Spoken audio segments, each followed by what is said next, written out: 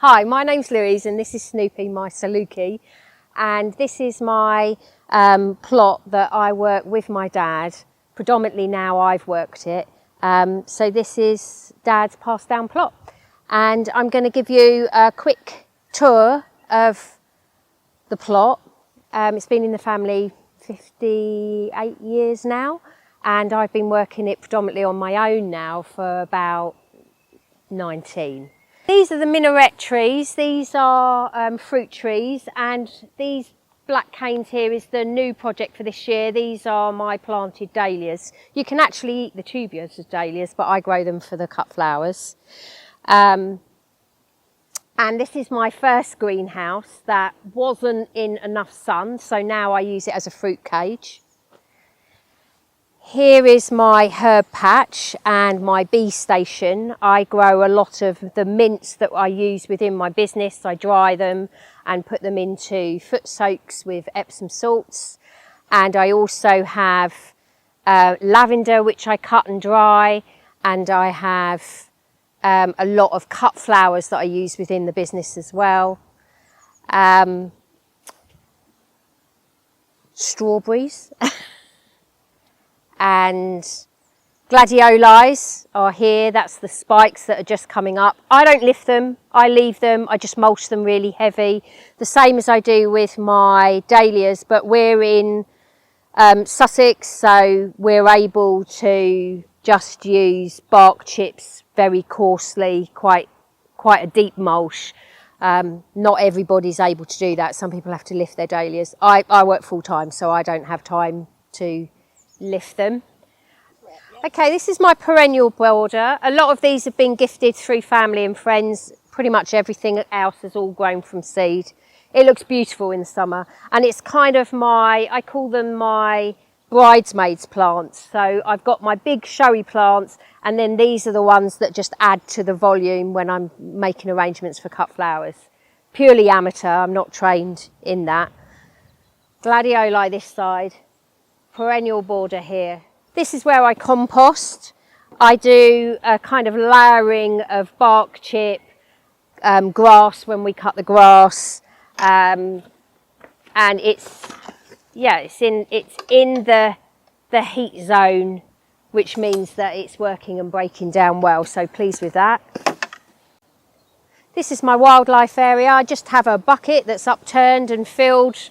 I've got frog spawn and things in it at the moment. My bird feeding station. I planted all this native hedgerow.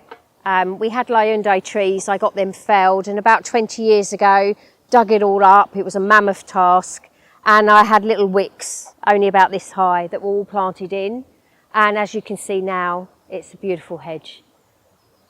Okay, so this section I've got my garlic and my onions and my shallots. I've got my parsnip and my carrots in. In the middle section I've got lilies, and then these are my blueberries, all grown from cuttings from small plants, early, mid and late blueberries, and my rhubarb, and then this small section here in a couple of months' times will be full of my ferns, which I use alongside my flower arrangements. I've cut and harvested all of my hellebores. They were beautiful this year.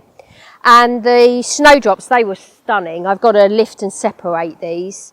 And this is a new project for me. I'm going to probably fill these with wood and have it as a habitat for all the bugs and things. This is my strawberry bed. Few step over apples, an upcycled wheelbarrow that's got some bulbs in, and my new dahlia bed is here, and the whole strip of along here I put calendula in, and I dry it and I infuse it in oils in the greenhouse for a couple of months. Makes the most beautiful golden oil, anti-inflammatory, antiseptic, antifungal. So there's more flowers to go in. beans and things to grow up here. And I'm going to just take you along to this border here, which has daylilies, which you can eat. And I will put my sunflowers all along the back here. And I can't remember the name of this, but it's a beautiful, it looks like gypsophilia, but it's green. This is my fig tree and my upcycled shed. We have a wildlife area at the back. And then I've kind of commandeered an area, a communal area along here. I keep the grass cut along here. I've got raspberries at the back, and a friend of mine comes and we do yoga on the grass here, which is lovely as well. So it's so much more than just an allotment for me. It's not just a place where I grow flowers. It's a place where I meet friends and work on my own mini projects and things as well. Anything that I can do outside, I bring and come along here. My own garden at home is small and it's northwest facing. So my husband's not a gardener, but he loves to sit on the bench there and we put the world to rights. So I only buy David Austin roses. This one is called Darcy Bustle. It's actually one of my favourite roses to use for drying. It makes beautiful pot puree. Beautiful to float on foot soaks, infuses the oil when you're soaking your feet as well, and it just smells gorgeous. Out of all the red roses, this one seems to work really well for pot puree. So I grow a lot of it. I've got roses sort of dotted around all over. I've got alliums in here, I've got sweet peas, and I grow quite a few poppies that come up later on in the year as well. This is our barbecue area and just general catch up. I grow sweet peas all along here. They do really well actually. My cold frames for later on in the year when I'm bringing stuff out to harden them off. All made from recycled, upcycled bits and bobs. I've got gooseberries, raspberries and red currants in here, and a black currant actually as well. You're seeing it of course very early on in the season, so a lot of things are just prepped and ready to go. The soil's being warmed up. This is what this fleece is on for. This is another rose section here, and we're back in to my upcycled 52-year-old greenhouse daisy, which I'll show you pictures of before, because if I'd seen it before I might not have volunteered to go collecting it. My aunt and uncle very kindly donated it to me, and I was somewhat daunted when I got it because it hadn't been used as a greenhouse for quite a while, and I'm dyslexic, so for me to put something together is really tricky. It took a lot of time, a lot of energy, but I love it now. It's very dinky. It was put on a base, and again I'll show you the picture of another friend of mine put the base on for us. And it's a game changer having a greenhouse that I can bring stuff on. I've still got lots at home. All my tomatoes, chilies, peppers, aubergines are all at home because it's too cold. This isn't a heated greenhouse. But all my other seedlings are all grown here. I tend to grow pretty much everything from seed. I just enjoy that process of it. And I just really love to know what you're interested in, because I make infusions, I make and use a lot of what I grow here as a clinical aromatherapist. I'm fascinated by the treatment benefits of what I grow. And like all of us, I'm an amateur gardener, so I'm learning as I go. Right, so we're going to fill up our pot. Give it a good bash so you don't have any air pocket. Press it down so it's nice and firm, or you can use a press that my dad made this one. Make yourself a little hole and then take your seed, and what you want to do is you want to put it upright that way. If you plant it lying flat, it's more likely to rot. So that's the best way to put it. Pop it in, press it down, and then this is pre-sieved compost.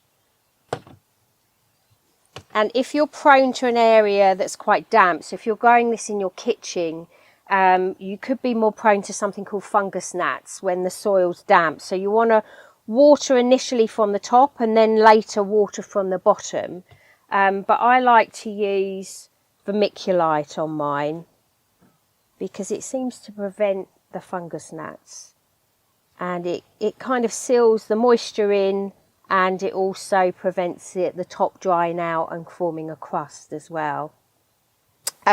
These are ones I planted 2 weeks ago, and I will be potting these on now. So I will take these out. You could put them straight in the soil as they are, but the slug and snails will love them. Or you could let them grow on a little bit more. So I would move this up to a pot size that big. And as I mentioned earlier, preferably, I just prefer normally a circular pot. And then when they're about that high from bottom to top, that's when I would plant my sunflowers out with a good load of grit around the base of them. And then I would either use a liquid seaweed feed, or you can make your own if you collect responsibly seaweed from when you go to the seaside. Or I love this stuff as well. Not sponsored by them, but I think it's really good for using on a lot of your plants, and it's vegan friendly and ethically sourced and such, so that's why I like to use that kind of feed. Or you could even make your own with nettles, or comfrey food is the other option you've got, where you make a liquid feed. I sow and plant and use this as my planting guide, the Allotment. This is a brilliant book. Again, not sponsored by them. I just follow it as my guide plan. And I make myself a little note so I know when I am planting, when we're in a waxing moon, when we're actually on upward growth for anything that grows upwards, when we're on a rest stage, and when we're on the last quarter or full moon. So I know exactly when I'm planting. I put my dates here and I can follow that through. And then the other seeds that I've got in here, there's an awful lot of flowers that I'll then be using as cut flowers. I've got zinnia, rudbeckia, cornflowers, I've got antirrhinums, I've got carnations, I've got, what else have I got? I love these. These are really deep root trainers. Here are some more sunflowers. And here's some sweet peas. I've already pinched these out once. And what you do when you pinch them out is you just take the top piece off, and then you get a more bushier plant. What have I got under there? More cosmos. So yes, I've got plenty of flowers. The other thing you can do is, if you don't have vermiculite, you can just top dress with grit as well. And that's quite good because that will stop the slugs and snails. So I like to water coming out of my greenhouse because I want to try and prevent the slugs and snails finding their way in. And this has been in my greenhouse. We're lucky we've got water on site. If you're watering at home, then you fill your container and let it sit for an hour or so first, just so the chemicals from the water tap have evaporated. Normally I use rainwater and store it for all my watering around the plot, but actually for seedlings you're better off with water from a tap if you've got access to it.